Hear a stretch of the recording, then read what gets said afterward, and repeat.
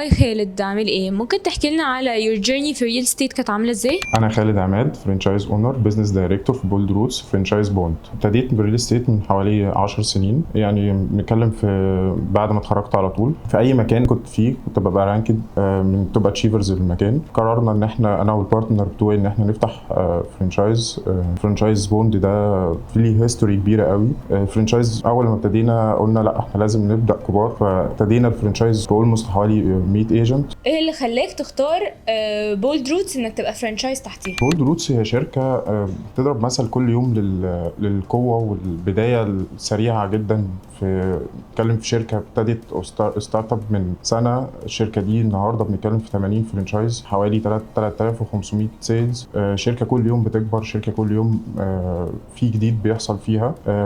شركة بتاتشيف كل الديفلوبر دلوقتي اكبر الارقام بتتحط في الديفلوبر. فاختيارنا البولد روتس هو لقينا ان هي نفس الباشن بتاع فكرنا، ان احنا لا الناس دي بتكبر والناس دي بتنجح واحنا عايزين ننجح، فليه هنجوين معاهم او هنكبر معاهم. فهو ده كان مين الاختيار بتاعنا البولد روتس يعني. طب انت عرفت ازاي عن ليد سمارت وايه اللي خلاك تختار ليد سمارت؟ بص، ليد سمارت في فتره صغيره جدا بقت معروفه، بقت كل حد بي اوريدي جوين مع ليد سمارت او اشتغل مع ليد سمارت بيشكر فيها.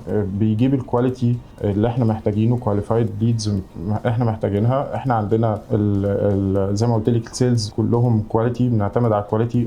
عندنا العدد مش صغير بس العدد ده كله كواليتي، فانا لازم زي ما هم سيلز كواليفايد لازم اوفر له الليدز كواليفايد. فلقيت مفيش حد فيش خيار على ليد سمارت في الجزء ده. ابتدينا ان احنا نشتغل معاهم. ليد سمارت وفرت لنا كواليفايد ليدز بشكل كبير قوي، قفلنا منها ارقام كبيره قوي. غير حتة الكواليتي بتاعت الليدز، ايه تاني فرق معاك في ان انت تختار ليد سمارت؟ لا، ليد سمارت عامله كونسبت مختلف عن اي حد تاني، ان انا بخش انا اللي بعمل الكامبين وبأديت الكامبين. الشغلانه بتاعتني شغلانه سرعه، محتاجه ان انت على طول تبقى ابديتد. فمحتاج ان انا النهارده لازم اطلع كامبين، خلاص مش محتاج حد يبقى معايا، انا بعرف اعمل كده وبعرف اخش واعمل كامبين وبراني الكامبين في اقل من دقائق. فده بالنسبه لي كونسبت اصلا لوحده انا محتاجه جدا، او هو ده اللي انا اوريدي من اكتر الحاجات اللي عجباني في ليد سمارت يعني. هل بيبقى الكاستمر سبورت بالنسبة لك ايه في ليد سمارت؟ هل بيبقى على طول معاك ولا في حاجات بتضايقك؟